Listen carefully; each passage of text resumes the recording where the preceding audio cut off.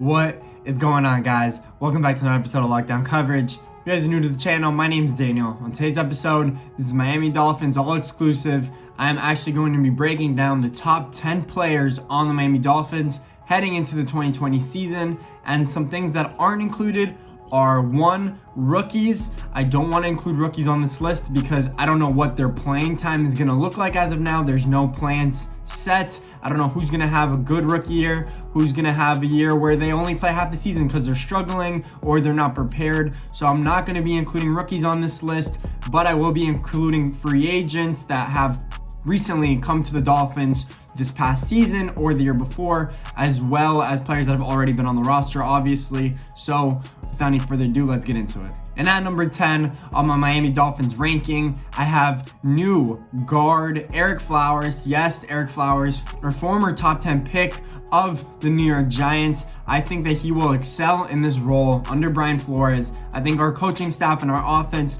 could and will get the best out of him to succeed in the NFL. I think he fits perfectly in at guard. He is a monstrous guard. If you look at our whole offensive line, they're all 6'4", 300 plus, which is ridiculous to think about. That means it should open up hole for running backs in the near future. I think Erik Flowers is kind of in his prime, I would say. He struggled at left tackle in the beginning of his career and has played really good just from 1 year of experience at guard. So we'll see if he can continue that leap or get any better, which I think is also a possibility from all that talent that he was supposed to be evaluated for in the NFL draft when he came out. So that is who I have at number 10. At number 9, I have tight end Micah Kiseki. And again, this list is fluid. This isn't a list of who I think will finish in the top 10 of the Dolphins roster next year. This is who I think should have good to great seasons, in my opinion. Micah Kiseki is at number 9. I think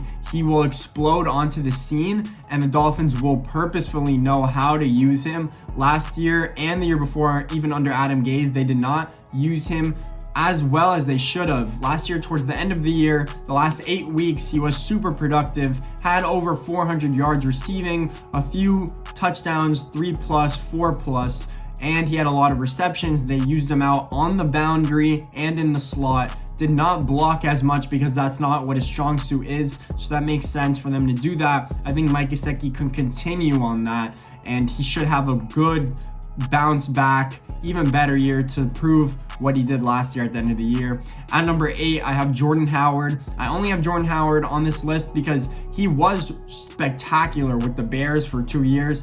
Then he wasn't so spectacular. Then he got traded to the Eagles. So we'll see if he can bounce back as well. He is super talented. He is only 25 years old, I'm pretty sure, which is really young for a running back still. You can still get a lot out of him, and he should be your ground and pound. He will get the majority of carries. Matt Breida will be your change of pace guy, but Jordan Howard is going to be super important in this offense. If you don't have him producing, you won't have that good of a running game. So that's why I have him being in this list, and because he succeeded so well in the past that I feel like he could do it again. If our offensive line can just hold up enough, can just pass protect and run block enough. At number 7 on this list, I have Eric Rowe, and I've talked about this before. Eric Rowe is perfect for our defense. He fits our scheme perfectly. He was corner in New England when Brian Flores was there, so he knows how to utilize him, and he changed him to safety. I would say he's more of the strong safety. He's bigger and more athletic, I would say, than Bobby McCain. Bobby McCain is better in guarding the backside of the field, but Eric Rowe is bigger and more physical, I would actually say. Physical in terms that he could guard tight ends and stuff, and that was what he was doing last year. I think he held tight ends to under a 40% completion percentage, which is really low. That means that every time he was targeted, he barely let up completions, which is really good. I think he should continue on that. We gave him an extension. We kind of said, here you go, continue on what you did last year. We love what you did, and you're in your prime as well. You're 27, 28 years old. He's probably one of the oldest players on the whole roster, which is crazy to think about. At number 6, I have Jerome Baker. Jerome Baker, linebacker for the Miami Dolphins. Yes, he did have a lot of tackles last year, but tackles don't always contribute to play. Just because you have a lot of tackles doesn't mean that you're a stout linebacker. It just means that your defense gave up a lot of receptions in the middle to near side of the field. So he had to make a lot of plays. But I still think He's super athletic and raw. I still think that he could read defenses better and stop the run better. I think that is where he needs to improve. He's really good in pass coverage. Because he is fast and athletic and long and lengthy, he has ball skills, he can intercept the ball. So we'll actually see what happens with him. I love him as a player.